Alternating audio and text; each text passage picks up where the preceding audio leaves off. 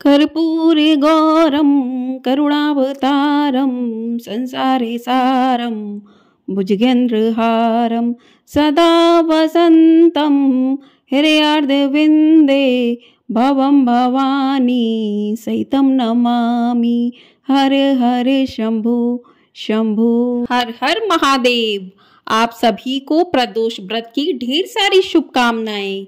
आप सभी पर भगवान भोलेनाथ माँ पार्वती अपनी कृपा सदैव बनाए रखें। आज की वीडियो में आप सुनेंगे गुरु प्रदोष व्रत कथा। हिंदू धर्म में प्रदोष व्रत का बड़ा ही महत्व होता है। हर महीने के कृष्ण पक्ष और शुक्ल पक्ष की त्रयोदशी तिथि पर प्रदोष व्रत रखा जाता है। इस दिन भगवान भोलेनाथ और माँ पार्वती का विधिवत पूजन किया जाता है। प्रदोष व्रत जिस भी बार को पड़ता है उसी के नाम से प्रदोष व्रत माना जाता है। इस बार सावन का पहला प्रदोष व्रत गुरुवार के दिन पड़ रहा है तो इसे गुरु प्रदोष व्रत कहा जाएगा। तो सावन मास के कृष्ण पक्ष का पहला प्रदोष व्रत 1 अगस्त 2024 दिन गुरुवार को किया जाएगा। इसी दिन भगवान भोलेनाथ की पूजा अर्चना की जाएगी प्रदोष काल के समय में। और सावन का बड़ा ही पावन महीना चल रहा है और इस महीने में ये प्रदोष व्रत का महत्व और अधिक बढ़ जाता है क्योंकि सावन का महीना भगवान भोलेनाथ का बहुत ही पावन महीना है। इस महीने में प्रदोष व्रत में भगवान भोलेनाथ की पूजा करने से भक्तों को बहुत अधिक फल की प्राप्ति होती है, या यूं कहिए कि भक्तों को दुगने फल की प्राप्ति होती है। तो भगवान भोलेनाथ की प्रदोष व्रत में प्रदोष काल के समय पूजा करने से भक्तों की सभी मनोकामनाएं पूर्ण होती हैं। घर में सुख समृद्धि का वास होता है। माना जाता है कि इस दिन व्रत रखने से भक्तों की सभी मनोकामनाएं पूर्ण होती हैं और जीवन में खुशहाली बनी रहती है। आइए पहले जान लेते हैं कि शाम के समय में ही क्यों करते हैं प्रदोष व्रत की पूजा। तो प्रदोष व्रत को सूर्यास्त के बाद से जब प्रदोष काल शुरू होता है तो भगवान शिव शंकर प्रसन्न होकर कैलाश पर नृत्य करते हैं। महादेव प्रसन्न हैं और उस समय में उनकी विधि पूर्वक पूजा अर्चना करें तो भक्तों को उनका आशीर्वाद प्राप्त होता है और सभी मनोकामनाएं पूर्ण होती हैं। इसी वजह से प्रदोष व्रत की पूजा हमेशा शाम के समय में ही की जाती है। सूर्य अस्त होने के 45 मिनट पहले और 45 मिनट बाद का समय जो होता है वो प्रदोष काल का समय माना जाता है। तो इसी प्रदोष काल के समय में भगवान शिव की पूजा करने से भक्तों की सभी मनोकामनाएं पूर्ण होती हैं। आइए अब सुनते हैं गुरु प्रदोष व्रत की संपूर्ण कथा। कथा को सुनने से पहले भगवान भोलेनाथ का ध्यान करते हैं, फिर इस कथा को प्रारंभ करते हैं। हर हर महादेव। कथा को पूरा अवश्य सुनिएगा। चलिए कथा को प्रारंभ करते हैं। व्रत कथा के अनुसार एक बार इंद्र और वृत्तासुर की सेना में घनघोर युद्ध हुआ। देवताओं ने दैत्य सेना को पराजित कर नष्ट भ्रष्ट कर डाला। यह देख वृत्तासुर अत्यंत क्रोधित हो स्वयं युद्ध में उद्यत हुआ। आसुरी माया से उसने विकराल रूप धारण कर लिया। सभी देवता भयभीत हो गुरुदेव बृहस्पति की शरण में पहुंचे। बृहस्पति महाराज बोले कि पहले मैं तुम्हें वृत्तासुर का वास्तविक परिचय दे दूं। वृत्तासुर बड़ा तपस्वी और कर्मनिष्ठ है। उसने गंधमादन पर्वत पर घोर तपस्या कर शिव जी को प्रसन्न किया। पूर्व समय में वह चित्ररथ नाम का राजा था। एक बार वह अपने विमान से कैलाश पर्वत चला गया। वहां शिव जी के वाम अंग में माता पार्वती को विराजमान देखकर वह उपहास पूर्वक बोला कि हे प्रभो, मोह माया में फंसे होने के कारण हम स्त्रियों के वशीभूत रहते हैं, किंतु देवलोक में ऐसा दृष्टिगोचर नहीं हुआ कि स्त्री आलिंगनबद्ध हो सभा में बैठे।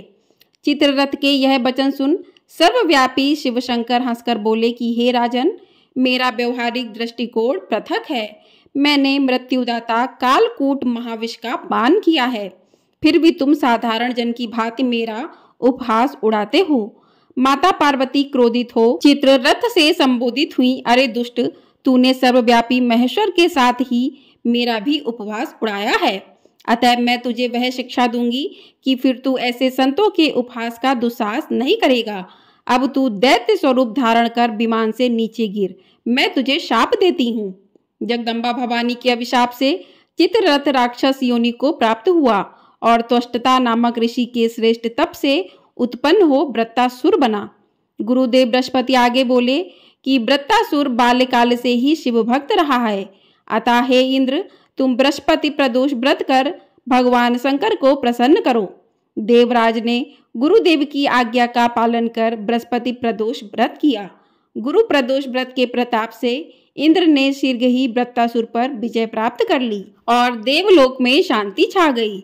अतः प्रदोष व्रत हर शिव भक्त को अवश्य करना चाहिए। बोलिए उमापति शंकर भगवान की जय। हर हर महादेव। तो इस प्रकार से गुरु प्रदोष व्रत की कथा पूर्ण होती है। प्रदोष व्रत को मंगलकारी एवं शिव की कृपा दिलाने वाला माना गया है। गुरु प्रदोष त्रयोदशी व्रत करने वाले को 100 गाय दान करने का फल प्राप्त होता है तथा सभी प्रकार के कष्ट और पापों को नष्ट करता है। इस व्रत की कथा सुनने या करने से व्यक्ति को ऐश्वर्य और विजय की प्राप्ति का वरदान मिलता है। गुरु प्रदोष व्रत शत्रुओं का नाश करने वाला माना गया है। श्री सूत जी के अनुसार यह अति श्रेष्ठ शत्रु विनाशक भक्ति प्रिय व्रत है। तो जो भी भक्तजन इस व्रत को पूरी श्रद्धा निष्ठा भाव के साथ करते हैं उनकी सभी मनोकामनाएं पूर्ण होती हैं। आइए अब करते हैं भगवान भोलेनाथ की आरती।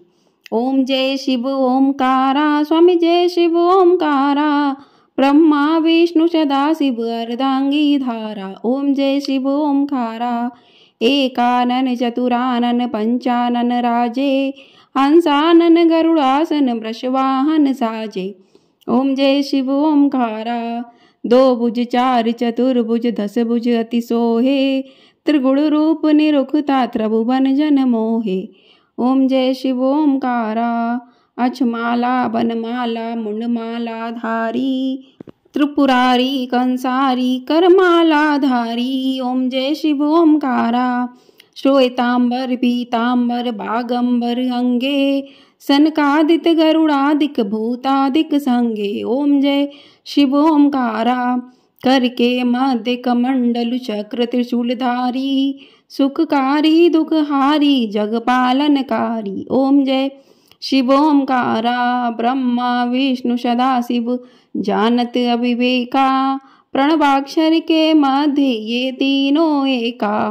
काशी में विश्वनाथ विराजत नंदनी ब्रह्मचारी, नितुट भोग लगावत महिमा अति भारी। ओम जय शिव ओमकारा, लक्ष्मी वा सावित्री पार्वती संगा, पार्वती अर्धांगिनी शिव लहरी गंगा। ओम जय शिव ओमकारा, पर्वत सोहे पार्वती शंकर कैलाशा, भांग धतूर का भोजन भस्मी में वासा। ओम जय शिव ओमकारा, जटा में गंग बहत है गल मुंडल माला, शेष नांग लिपटावत ओढ़त मृग छाला। ओम जय शिव ओमकारा, त्रिगुण स्वामी जी की आरती जो कोई नर गावे, कहत शिवानंद स्वामी मन वांछित फल पावे। ओम जय शिव ओमकारा, ओम जय शिव ओमकारा, प्रभु जय शिव ओमकारा। बोलिए हर हर महादेव। ओम नमः शिवाय। आप सभी पर भगवान भोलेनाथ अपनी कृपा दृष्टि सदैव बनाए रखे। आपको हमारे चैनल पर सावन महात्म्य की कथाएं प्रतिदिन सुनाई जा रही हैं। तो यदि आपने चैनल को सब्सक्राइब नहीं किया है तो चैनल को सब्सक्राइब जरूर से कर लीजिए और वीडियो पसंद आई हो तो वीडियो को लाइक ज़रूर कर दीजिएगा। आपका एक लाइक हमारे लिए बहुत अधिक महत्वपूर्ण होता है और कमेंट बॉक्स में हर हर महादेव अवश्य लिखिएगा।